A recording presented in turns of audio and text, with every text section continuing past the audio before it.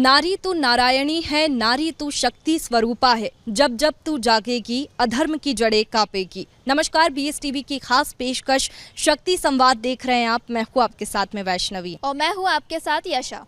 शक्ति संवाद ये कार्यक्रम इसलिए क्योंकि नारी शक्ति का पर्व चल रहा है। शक्ति का पर्व नवरात्रि का पर्व चल रहा है और हम बात कर रहे हैं उन नारी की जो शक्ति की मिसाल है, प्रेरणा की मिसाल है और समाज को एक तरीके से प्रेरणा देती है, प्रेरित कर रही है अपने कामों की वजह से। और ऐसे ही हमारे बीच यहाँ पर मौजूद है DCP श्रद्धा तिवारी जी। मैम, बहुत स्वागत है आपका BSTV में। आज हम जानेंगे कि मैम ड्यूटी के दौरान कैसी है, उनकी दिनचर्या कैसी है। साथ ही हम ये भी जानेंगे कि वो घर को और ड्यूटी को साथ में कैसे मैनेज करती है। बिल्कुल यशा, मैं बिल्कुल ये जानना चाहती हूँ कि मैम कैसे मैनेज करती हैं, इसके साथ ही उनका संघर्ष कैसा रहा, ये भी सभी जानना चाहते हैं। लेकिन सबसे पहले मैम मेरा सवाल ये है आपसे कि आप वर्दी पहन करके आपको कैसा महसूस होता है, कैसा लगता है? बहुत ही गर्व, अभिमान और उत्साह महसूस होता है वर्दी पहन के, क्योंकि वर्दी ही हमारी पहचान है। वर्दी हमें काम करने की प्रेरणा देती है और दूसरों के चेहरे पे खुशी देती है। तो वर्दी पहन के हम सब कुछ भूल जाते हैं, अपनी थकान, अपने टेंशन। वर्दी हमारा अभिमान है। बिल्कुल, जो वर्दी आपका अभिमान है और जिसे पहनकर आपको गर्व होता है, उसके लिए आपने कितना संघर्ष किया, कैसा आपका संघर्ष रहा?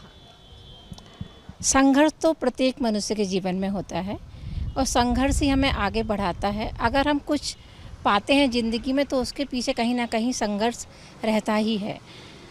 जैसा कि इस सेवा में आने के पहले पढ़ाई के दौरान जो संघर्ष था, सेवा के दौरान भी संघर्ष रहता है, क्योंकि कहीं ना कहीं महिलाओं को अपने परिवार और अपने काम में सामंजस्य बिठाना पड़ता है। कुछ सेक्रीफाइस देने पड़ते हैं अपनी पढ़ाई की ज़िंदगी से लेके अभी यहाँ तक जो भी पहुँचे हैं। लेकिन कहीं ना कहीं संतोष भी रहता है कि हम कुछ कर रहे हैं दूसरे लोगों की खुशी के लिए। बिल्कुल मैम, इसके साथ ही ये भी जानना चाहती हूँ कि फ़र्स्ट अटैम्प्ट में आपकी एग्ज़ाम क्लियर हो गई थी या फिर 2-3 अटैम्प्ट आपने दिए थे? मैं सभी एग्ज़ाम्स की तैयारी कर रही थी। मेरे फादर यूपी प्रशासनिक सेवा में थे, तो वहीं मेरी पढ़ाई हुई है। और चूंकि ये चीज़ें मुझे विरासत में मिली थी, तो कहीं ना कहीं मैंने सोच रखा था कि मुझे भी इसी फील्ड में जाना है। तो मैं UPSC, यूपी की जो स्टेट सर्विस है, MP, ये सभी दे रही थी। तो इसमें मेरा सिलेक्शन हो गया। मेरा ये इसमें सेकंड अटेम्प्ट था। यानी कि बचपन से आपका सपना था कि मैं इस फील्ड में जाऊं? निश्चित तौर पे कहीं ना कहीं मैं अपने माता पिता, जो भी बहुत ही कर्मठ और ईमानदारी और निष्पक्षता से सर्विस करने की जो प्रेरणा मिली है, वो मुझे अपने माता पिता से मिली है। मेरे पापा जब शाम को घर आते थे तो उनको बताते थे, कुछ किस्से बताते थे कि कैसे उन्होंने एक गरीब आदमी की मदद की, कैसे सही निर्णय लिया और कैसे उसके चेहरे पे खुशी आई। तो उस कहानियों को सुन के मुझे लगा कि नहीं, मुझे भी इसी फील्ड में जाना है। मैम, ऐसा कोई इंसिडेंट जहां आपको अपनी वर्दी पे फ़ख्र महसूस हुआ हो? वर्दी पे फ़ख्र तो हर समय महसूस होता, जब कभी हम पब्लिक के बीच में जाते हैं, बच्चों के बीच जाते हैं, महिलाओं के बीच जाते हैं या ओल्ड एज पर्सन के बीच जाते हैं, तो एक कॉन्फिडेंस दिखता है। जब हम कहीं सुनसान रोड पे जाते हैं और कोई पब्लिक का आदमी किसी वर्दीधारी को देखता है, तो कहीं ना कहीं उसमें कॉन्फिडेंस आता है। बहुत सारे इंसिडेंट हैं, तो उनको गिनाना मुश्किल है, लेकिन हमेशा ही फ़ख्र महसूस होता है। बिल्कुल मैम, देखिए जैसा कि 24 घंटे की आपकी ड्यूटी रहती है और हम बात करें 24 घंटे में, तो आप किस तरीके से मैनेज करती हैं? इसके साथ ही लड़की होने के नाते आपको किन चुनौतियों का सामना करना पड़ता है? पुलिस वालों की तो 24 आवर्स की ड्यूटी रहती है, तो वो कहीं भी ये सोचना नहीं पड़ता। जब ज़्यादा काम आता है तो 24 घंटे 48 घंटे भी काम करते हैं। और वो तो बैलेंस ज़िंदगी में बनाना बहुत ज़रूरी है, चाहे वो अपनी ज़िंदगी और काम के बीच में हो या परिवार या अपने काम के बीच में हो। और वो बैलेंस आना ही चाहिए लोगों को, तभी वो सुखी रह पाता है। जैसा कि 24 घंटे काम करना पड़ता है और ऐसा आपको पहले से जानकारी होगी क्योंकि आपका बचपन से सपना था, और 24 घंटे की बात करें तो संघर्ष एक तरीके से रहता है कि आपको अचानक से अगर फ़ोन आया है तो आपको वहाँ उस सिचुएशन को हैंडल करना और पहुँचना रहता है। तो ऐसे आप कैसे मैनेज हो जाता है? इसके साथ ही बचपन से ये सपना था, तो बचपन से ऐसा सोचा था कि ऐसा ही माहौल मिलेगा, मुझे इसी में ढलना होगा शुरुआत से? निश्चित तौर पे ये कहीं ना कहीं हम लोग मेंटली प्रिपेयर रहते हैं, लेकिन कुछ क्षण ज़िंदगी में जब ऐसे आते हैं जब निर्णय लेना मुश्किल हो जाता है, कहीं किसी की तबीयत ख़राब हो और जाना हो, तो ऐसे में परिवार का सपोर्ट बहुत ज़रूरी रहता है। तो मैं थैंकफुल हूँ ईश्वर की कि मुझे परिवार का बहुत सपोर्ट मिला है। अगर मुझे जाना भी पड़ा तो मेरे परिवार ने उस समय सपोर्ट किया है। मैम आपका मोटिवेशन क्या रहता है? जैसे कि बहुत बार ऐसा होता है कि ड्यूटी से घर लौट रहे हैं और बहुत थक जाते हैं, मन नहीं करता जाने का कि अब मैं थक गई हूँ, अब नहीं जाना। तो मैम आप कैसे खुद को मोटिवेट करती हैं? मेरे 2 बच्चे हैं और मुझे उनसे बातें करना बहुत अच्छा लगता है। जब मैं घर जाके थक जाती हूँ तो उनसे बातें करके मैं फिर से एनर्जेटिक महसूस करती हूँ। मैम ऐसी कोई हॉबीज़ जिससे आप और अच्छा महसूस करती हैं? सर्विस के पहले ज़रूर मेरी हॉबीज़ थी। मैं गिटार बजाया करती थी और ड्राइंग पेंटिंग किया करती थी, लेकिन अभी तो समय नहीं मिल पाता है। लेकिन मैं बच्चों के साथ समय बिताना मुझे बहुत अच्छा लगता है। बिल्कुल, जब भी ऐसी थकान होती है, रिलैक्स होना रहता है, तो अभी भी क्या आप गिटार बजाती हैं? नहीं, अभी तो समय नहीं मिल पाता, लेकिन मैं कहीं ना कहीं बच्चों से बात करके मुझे बहुत अच्छा लगता है और कहीं ना कहीं मैं बचपन में पहुंच जाती हूँ उनसे बात करके। बिल्कुल, और पुलिस विभाग की बात करें तो ये विभाग ऐसा है कि 24 घंटे तत्पर होना पड़ता है, और कभी-कभी ऐसा होता है कि हम फैमिली को वो टाइम नहीं दे पा रहे हैं, जो प्लान्स हमारे हैं वो नहीं हो पा रहे हैं। तो ऐसे कोई नाराज़गी बच्चों की, क्योंकि बच्चे बहुत जल्दी नाराज़ हो जाते हैं कि मम्मा टाइम नहीं देती है। बिल्कुल, मेरी बेटी छोटी थी लेकिन अब समझदार हो गई है। जब बच्चे छोटे होते हैं तो उन्हें समझाना थोड़ा सा मुश्किल होता है, लेकिन मेरा ये मानना है कि आप बच्चों को जो भी टाइम देते हैं, कम टाइम भले ही दें लेकिन क्वालिटी टाइम दें। तो जो क्वालिटी टाइम रहता है वो ही यादें संजोता है हमारी ज़िंदगी में। और बच्चों को भी ये समझ में आता है कि हमारी मदर इस काम में है, दूसरों के लिए काम कर रही है, तो वो भी समझदार हो जाते हैं। मुझे लगता है जो वर्किंग कपल्स रहते हैं उनके बच्चे भी थोड़ा सा मैनेज कर लेते हैं अपनी लाइफ को। जैसा कि आपने बताया कि आपके पेरेंट्स, आपके पापा भी प्रशासनिक सेवा में रहे, तो मम्मी पापा अपने माता पिता की जो भी चीज़ें होती है, बातें होती है, वो हमें कहीं ना कहीं हम अपने काम में ढालते हैं। तो आपने अपने मम्मी पापा से क्या सीखा जो आप आज तक उनकी वो बातें याद रखती हैं और उन्हीं को फॉलो करती हैं? मुझे बचपन का याद है, मेरे पापा बचपन में एक कविता सुनाया करते थे, वो मुझे बहुत प्रेरणा देती है और अभी भी याद आती है। मैथिली शरण गुप्त जी की एक कविता थी कि नर हो ना निराश करो मन को, कुछ काम करो, जग में रहकर कुछ नाम करो, करके विधिवाद न खेद करो, निज लक्ष्य निरंतर भेद करो, बनता बस उद्यम ही विधि है, मिलती जिससे सुख की निधि है। तो ये चीज़ें, ये कविताएं, बहुत सारी चीज़ें पापा बताते थे, तो उन्हीं से मुझे प्रेरणा मिली है और उन्हीं से मुझे आज भी और आगे भी प्रेरणा मिलती रहेगी।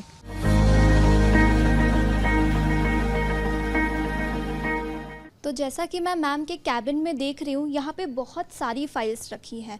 इतनी, मतलब मैं जहाँ जहाँ देख सकती हूँ बस वहाँ पे मुझे फाइल्स ही फाइल्स दिख रही है, और मैम कंटिन्यूअसली काम कर रही हैं। मैम आप इतनी सारी फाइल्स के साथ अपना पूरा दिनचर्या कैसे मेंटेन करती है, कैसे मैनेज करती हैं? हाँ, देखिए, ये पुलिस कमिश्नरेट का हेडक्वार्टर है, तो जहाँ पे 6000 के करीब का स्टाफ है, तो फाइल का मूवमेंट तो रहता है। काफ़ी काम है यहाँ पे, टेबल वर्क काफ़ी है, तो बस हो जाता है मैनेज। मैं सुबह आके सबसे पहले जो ज़्यादा लंबी पढ़ने वाली फ़ाइलें होती हैं जिनमें मुझे डिसीजन लेना होता है, पहले मैं वो करती हूँ। फिर मैंने कर्मचारियों से मिलने का समय भी निर्धारित कर रखा है कि वो अपनी जो गुजारिश लेके आते हैं, तो 1 से 2 के बीच में मैंने कर्मचारियों से मिलने का समय रखा है, और पब्लिक से तो 24 आवर्स मिलने का समय है मेरा। तो मैम क्या ये फाइल्स सेपरेट रहती है या आपको अलग अलग इनको सेपरेट करना पड़ता है कि ये वाली बड़ी फ़ाइल है, इसको मैं बाद में देख सकती हूँ, ऐसे? लगभग यहाँ पे 30 के करीब सेक्शन है यहाँ पे जिसकी फ़ाइलें मेरे पास आती हैं। इसके अतिरिक्त DRP लाइन है, महिला थाना है, AJ की थाना है, तो जो पहले मैं प्रायोरिटी फिक्स करती हूँ कि जो इम्पोर्टेंट टाइम लिमिट वाली फ़ाइल है उसको पहले डिस्पोज ऑफ करती हूँ। उसके बाद में जो इम्पोर्टेंट है उसके अनुसार मैं फ़ाइलों का डिस्पोजल करती हूँ। बिल्कुल मैम।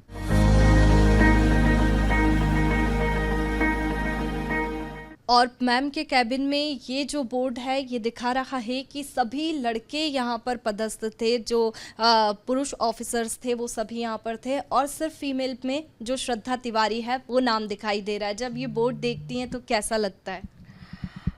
निश्चित तौर पे मुझे काफ़ी खुशी महसूस होती है कि पुलिस कमिश्नरेट बनने के बाद सबसे पहले मुझे deputy commissioner of police zone 2 बनाया गया, जो मैं कमिश्नरेट में पहली महिला अधिकारी थी, और हेडक्वार्टर में का भी मुझे दायित्व इसके बाद सौंपा गया है। और मुझे काफ़ी अच्छा लगता है क्योंकि इसमें हम कर्मचारियों के वेलफेयर के बारे में सोच सकते हैं। सभी जो जोन हैं डीसीपीज के, उनके बीच में समन्वय करना, उनको रिसोर्सेज उपलब्ध कराना और एक कोऑर्डिनेशन का काम रहता है। तो काफ़ी अच्छा मुझे यहाँ आके महसूस होता है कि मैं ये सब कर पा रही हूँ। और महिला होना तो कई बार याद नहीं रहता है क्योंकि यूनिफॉर्म पहनते हैं तो हम भूल जाते हैं कि हम महिला हैं, हमें लगता है सिर्फ एक हम पुलिस मैन हैं। बिल्कुल। और जॉब प्रोफेशन में ऐसा होता है कि जेंडर बायसनेस, और कभी ऐसा कहा जाता है कि ये नहीं कर पाएंगी, लेकिन लड़कियां उसे कुछ लड़कियां ऐसी होती है जो उसे चैलेंज में ले लेती है कि चैलेंज एक्सेप्टेड। तो आपको कभी ऐसा मौका मिला कि हाँ आपको किसी ने कहा हो कि नहीं कर पाएंगी और आपने अपने आप को उस समय प्रूव करके दिखाया हो?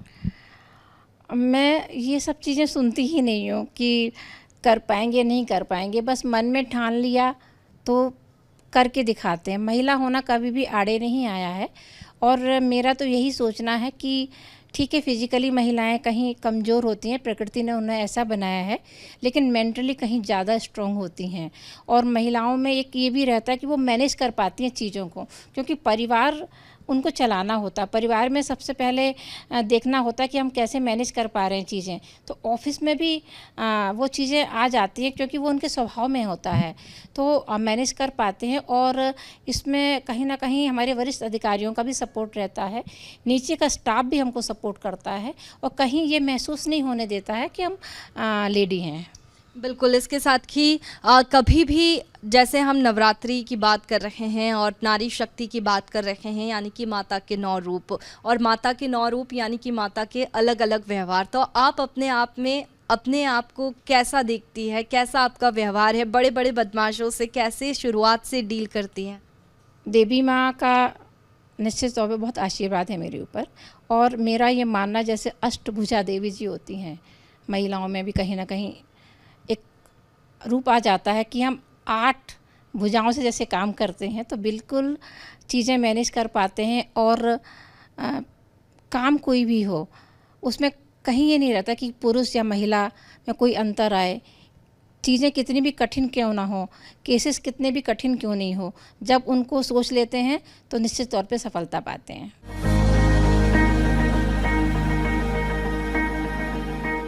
मैम, जैसे कि पुलिस वाली जो लाइन है इसमें टाइम की बहुत कमी रहती है।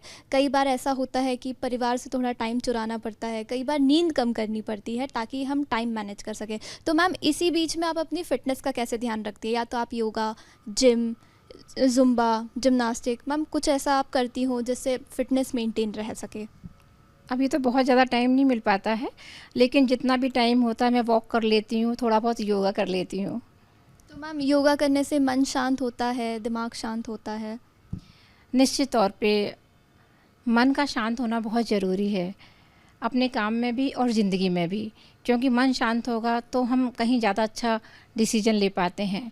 उसके लिए मेरा तो सभी से ये कहना है कि मेडिटेशन ज़रूर करना चाहिए, भले ही 10 मिनट का टाइम निकालें, लेकिन मेडिटेशन करना बहुत ज़रूरी है। बिल्कुल मैम। मन को शांत करने के लिए कुछ लोग बुक्स भी पढ़ते हैं, तो आपको बुक्स का शौक़ है? पहले तो मैं पढ़ा करती थी, लेकिन अभी तो टाइम नहीं मिल पाता है। निश्चित तौर पे मुझे अच्छा लगता है पढ़ना, मेरी हॉबी है, और अब समय मिलेगा तो बीच बीच में पढ़ूंगी, लेकिन अभी तो फ़िलहाल समय नहीं मिल पा रहा है। जब शुरुआत में आप पढ़ती थी तो किस तरह की बुक्स पढ़ती थी? नॉवेल्स पढ़ना पसंद है या फिर राजनीतिक बुक्स? नहीं, मुझे कहीं ना कहीं लोगों के बारे में जीवनी पढ़ना मुझे अच्छा लगता था। वो चीज़ें मुझे प्रेरणा देती थी। जैसे अब्दुल कलाम आज़ाद जो हमारे प्रेसिडेंट रहे हैं, उनकी भी बुक मैंने पढ़ी है। और कुछ मैं अध्यात्म से संबंधित भी पढ़ना मुझे अच्छा लगता है। बिल्कुल, अभी तक तो हमने आपकी ड्यूटी की बात की है, लेकिन अगर पर्सनल लाइफ की बात करें तो क्या आपको कुकिंग का शौक़ है? मुझे कुकिंग का शौक़ है। मुझे बच्चों को खाना बना के देना बहुत अच्छा लगता है, क्योंकि जब मैं उनके लिए खाना बनाती हूँ और उनके चेहरे पे जो संतुष्टि के भाव देखती हूँ, तो मुझे अच्छा लगता है। जब भी मुझे टाइम मिलता है मैं उनको ज़रूर खाना बना के खिलाती हूँ। मैम, छुट्टी वाले दिन आपका दिनचर्या कैसा रहता है घर में? छुट्टी तो ऐसा कुछ नहीं होता है, लेकिन जब भी मुझे ऑफ मिलता है तो मैं सबसे पहले मेरी मदर मेरे साथ रहती हैं। मैं उनको टाइम देना चाहती हूँ, अपने बच्चों को टाइम देना चाहती हूँ और थोड़ा सा ऑर्गेनाइज़ करना चाहती हूँ घर को, वही करती हूँ। मैम, मैं चाहूँगी कि एक बार आप अपनी पोजीशंस भी बताएं कि किस पोजीशन से आप धीरे-धीरे यहाँ तक इस बड़ी पोजीशन तक आए? मेरा सिलेक्शन हुआ था 95 में, मैंने ज्वाइन किया था यहाँ पे एसडीएसपी ज्वाइन किया था। फिर मेरी ट्रेनिंग हुई थी सागर में जो पुलिस एकेडमी है, वहाँ पे मेरी ट्रेनिंग हुई थी। इसके बाद प्रोबेशन पीरियड होता है, तो मुझे डिस्ट्रिक्ट भोपाल ही मिला था। यहाँ पे मेरा प्रोबेशन पीरियड कंप्लीट हुआ था। इसके बाद मेरी फ़र्स्ट पोस्टिंग बिलासपुर में थी, वहाँ पे स्पेशल आर्म्ड फोर्स में मैं रही हूँ असिस्टेंट कमांडेंट। इसके बाद फिर से भोपाल पोस्टिंग हुई थी, यहाँ पे मैं आईजी ऑफिस में थी डीएसपी। इसके बाद छत्तीसगढ़ ये डिवीज़न हो गया था, तो छत्तीसगढ़ हम लोग की पोस्टिंग हुई थी। मेरे हस्बैंड भी पुलिस डिपार्टमेंट में हैं, वो भी अभी आईजी हैं। तो मैं वहाँ पे नक्सल अफेक्टेड एरिया में रही हूँ, कांकेर में रही हूँ। कांकेर के बाद भिलाई में रही हूँ, अंबिकापुर में भी रही हूँ। इसके बाद मुझे एक अच्छा एक्सपोजर मिला। मैं वहाँ पे एसीएस होम और चीफ सेक्रेटरी की ओएसडी भी रही हूँ। लगभग 2 साल का मेरा वहाँ कार्यकाल रहा है। वो काफ़ी अच्छा एक्सपोजर मिला मुझे, और उसमें मुझे काफ़ी कुछ सीखने का मौका मिला कि कैसे गवर्नमेंट काम करती है। इसके बाद फिर मुझे एमपी में मेरी पोस्टिंग हो गई थी। यहाँ पे मैं रही हूँ 7 बटालियन में रही हूँ। इसके बाद मैं पुलिस हेडक्वार्टर में भी रही हूँ, सीआईडी और प्रोविजनिंग ब्रांच में। टेलीकॉम में भी मैं 3 साल रही हूँ और 2022 से मैं यहाँ पे हूँ। मैम, पर्सनली आप इस फील्ड में क्या बदलाव लाना चाहेंगी? देखिए, पुलिस डिपार्टमेंट में चैलेंजिंग भी बहुत हो गया है और लोगों की एक्सपेक्टेशंस बहुत बढ़ गई हैं। क्राइम का नेचर भी चेंज हुआ है, साइबर क्राइम बढ़ रहा है, ऑनलाइन क्राइम बढ़ रहा है।